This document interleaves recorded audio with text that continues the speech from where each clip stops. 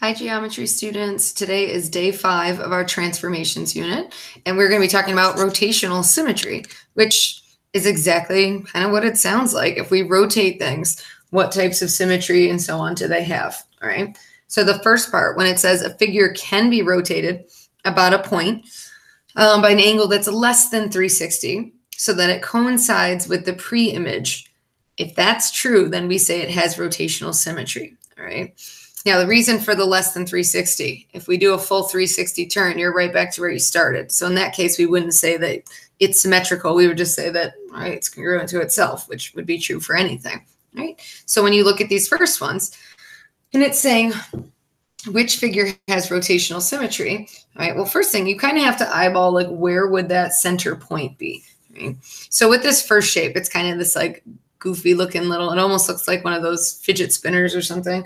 Kind of can locate like a point right in the center. So if you kind of eyeball and say, all right, from here, that would be my approximate center. Whereas the second one, if I plot the point, you might not be able to see it, but maybe, you know, like over here-ish. Some people might think like in the corner-ish. All right, you can argue that out, but for it to have, rotational symmetry, you have to be able to rotate it and it lands in the same spot. So if you look, this kind of corner right here, if I was to turn my paper, so I'm going to actually do that. If I rotate my paper, I can turn it to a point where that point now looks like it's right here. And then I could rotate again. Ooh, and then that point, it looks the same right here until I come all the way back around. So how I can look at this without just playing around with my paper is if I kind of sketch a little line from here to that same corner point over here to the same corner point over here. Right? It's got 3 little stops where it could rotate and stop at that point and then look the same as it did from the start. Rotate, stop at this point, and then rotate back to itself. So we would say that this first one, yes, has rotational symmetry.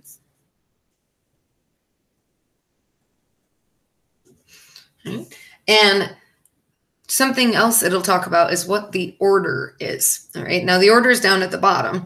The order says the order of rotational symmetry is the number of times the figures with rotational symmetry coincides with itself as it rotates 360. So if I think of it starting here, I can rotate, stopping here, that would be 1. Rotate to here would be 2. Rotate to here would be 3. So the order is 3. There's 3 little places where it matches onto itself, right? And then what's the angle of rotation? Well, because it's ultimately making a full circle, and then there's 3 pit stops, then the angle of rotation would just be 360 divided up 3 ways, should be 120 degrees. So that means that that angle right there is 120. This angle right here is 120, and same thing over here, all right? As for the second one, regardless of whether you say like the center's here or the center's here, if we rotate it, that L shape here, not the same thing. If I go upside down, definitely not the same thing. It looks like a backwards 7 now and so on. So it doesn't look like itself again until you bring it all the way back up to the top, which is a full 360. So in that case, we would say that there's no rotational symmetry. And since there's no rotational symmetry, we don't have to talk about what the order is or what the angle is because it doesn't apply, right? So down here, where it's saying, see the little website, we're going to look at that in class, all right? If you are watching at home and you want to take a look at it there, awesome, go for it. So you should be able to, I'll attach that as a live link in our Google Classroom so that you can click on that separately if you would like, right? But it's kind of cool. You can see some things in action. All right, on to the next page here.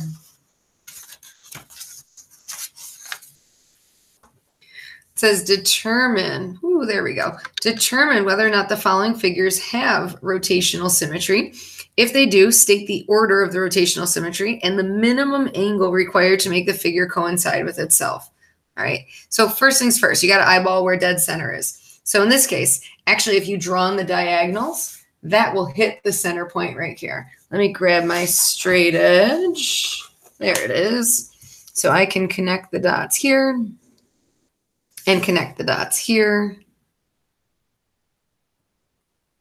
And that will land me at dead center right there. All right. So if here's my center point, right, can I rotate so that it lands right on top of itself? So if I rotate the paper this way, yeah, that looks exactly the same. It's a square.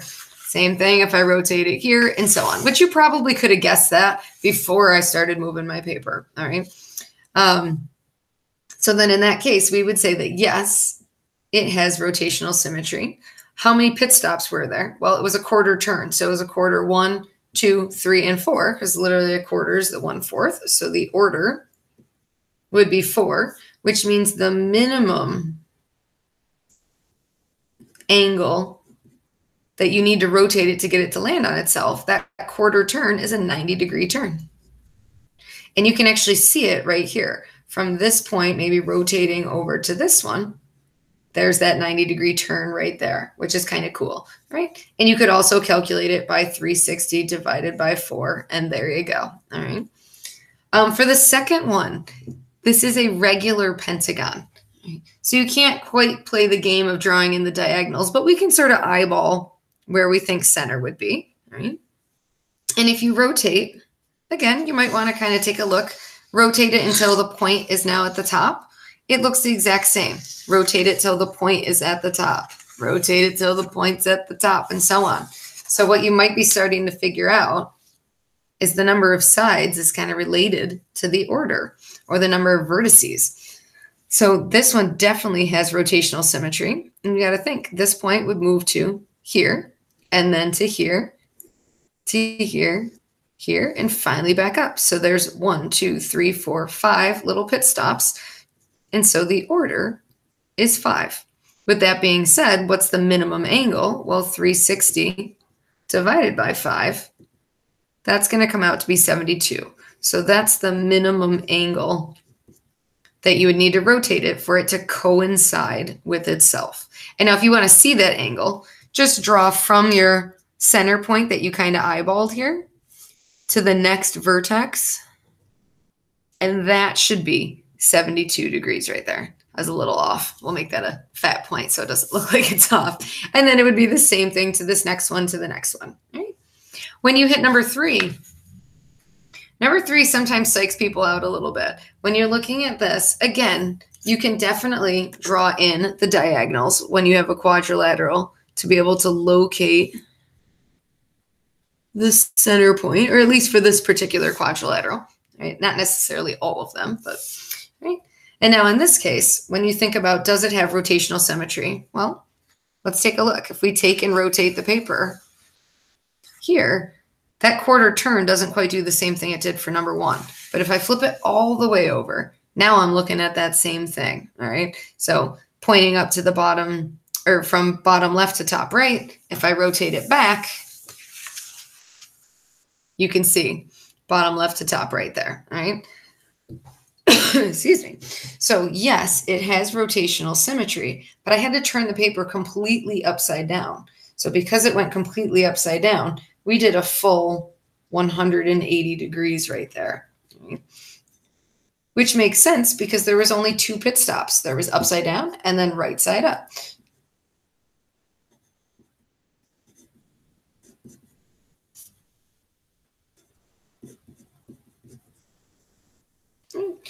As for the last one, it looks like we've got a trapezoid here.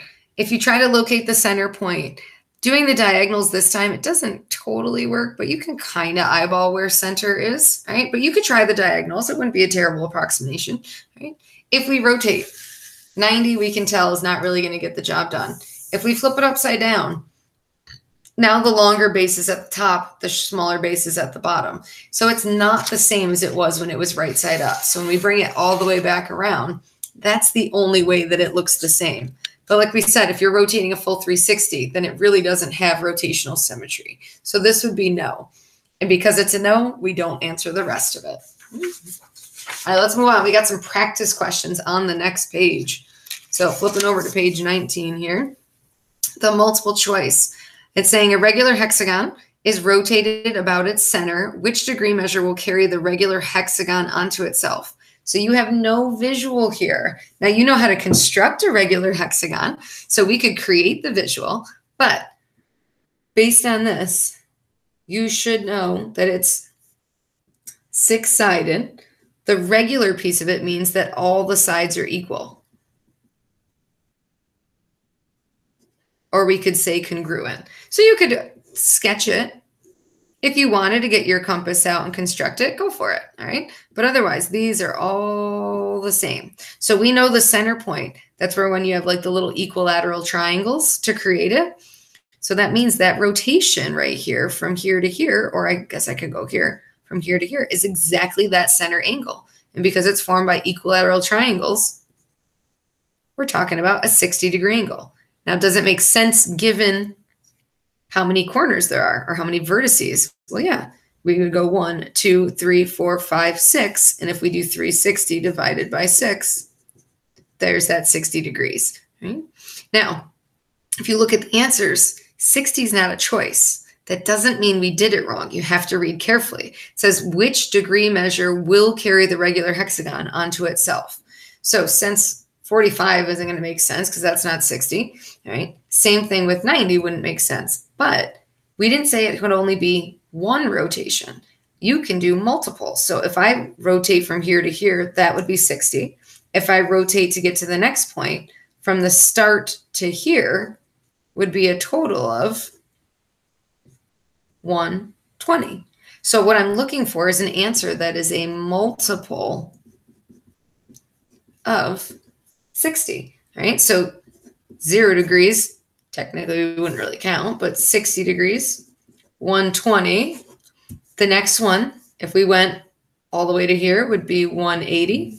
If we went to the next one, would be 240. Another 60 onto that would be 300. And then it would finally bring us back to 360. So any of those could have been the answers up there. The Regents, I will say, if we take the Regents this year, they love it. All right.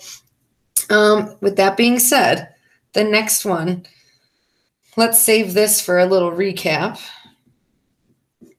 in class. Let's jump on down to number 3. It's saying a regular decagon is rotated n degrees about the center, carrying the decagon onto itself. The value could be what? All right. So decagon, we've got to know our vocab. That prefix, we've seen that prefix when we see the words like this. So decagon, that is 10 sided. All right, if it's got 10 sides, it's got 10 vertices, which means to find our minimum angle, we would take 360 and divide it by 10. So each little rotation that would carry it onto itself is 36 degrees or a multiple of that. So same game. We could list them all out, 36, 72, and we could keep going. Or you can kind of work in reverse. If the answer has to be a multiple of 36, then that means all the choices here, the correct one would be divisible by 36. So I know that you know that 10's not going to work, but you could play the game and convince yourself, all right? Choice 2 is 150. Is that divisible by 36? Nope. 225, is that divisible by 36? Nope. 252. There we go. Which means you would rotate it 7 little rotations, right? That vertices 7 times to land at that 252 degrees, right? So you're dividing each of these by that minimum angle to see if it works or not. This one, when we divided it by 36, was like 4.16 repeating. This one obviously is not even big enough to be a full rotation, but this is the one we're looking for because it means that it would be a full little corner-to-corner rotation, and that would work, right? So number 4, we'll save that for a little recap. And then we've got one last type of question on the back here. When you flip, we're talking about point symmetry. So far we've been talking about rotational symmetry. Point symmetry, saying when every part has a matching part, meaning the same distance from the central point, but in the opposite direction, right? So it says to see if a point has, or excuse me, if a shape has point symmetry, rotate your paper 180 degrees. So basically turn your paper upside down and see if it looks the same. Okay? So I'm going to ask you to draw the nicest, neatest S that you can, right? So that's my nicest, neatest S. All right, locate the center point. So the center point, I would say, is like right here-ish. Right? For this to have rotational symmetry, we'd have to look at it upside down to see, does it look the same upside down as it does right side up? And now, mind you, it's a little bit, what am I looking for? A little bit like crooked in the sense that it's a little bit top heavy, but basically, does it still read as an S? Yeah, it definitely still reads as an S there. All right. So that's your first clue. But what about this up top? What was this talking about? All right. So when it says every part has a matching part, well, what the heck does that mean? Take a point. So let's say take this point back here. If we walk it through that center point, so I'm going to walk it through, now go that same distance past, it should land on the S still, right? And you should be able to do that with every single point. So like pick the point maybe at the bottom here.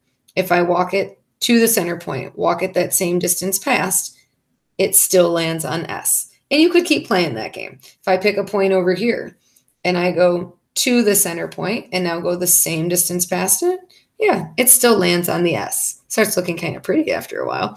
But that's what it means, is that if you reflect through that center point, it lands on the figure still. So that's what it means to have point symmetry. So down at the bottom, when it says which of the following letters have point symmetry, I want you to think which ones would, if you reflected through a center point, would land on itself, or you can simply turn the paper upside down and see which ones read the same way. So your post-video question,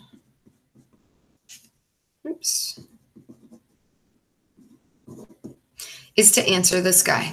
I want you to tell me of the letters that are listed here, which ones have point symmetry? And make sure to list all of the letters that from this set that have point symmetry. All right, thanks, guys. Talk to you soon.